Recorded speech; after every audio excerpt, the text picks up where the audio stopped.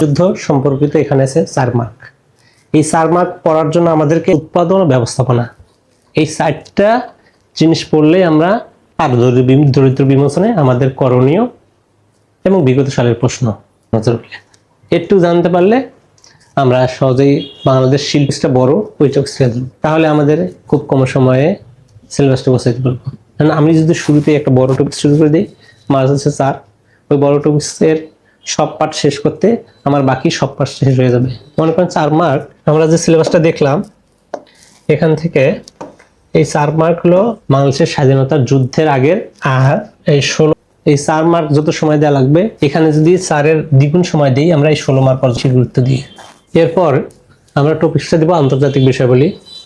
আন্তর্জাতিক বিষয়াবলীর মধ্যে সবচেয়ে গুরুত্বপূর্ণ হলো দেশগুলোর ভৌগোলিক। এখানে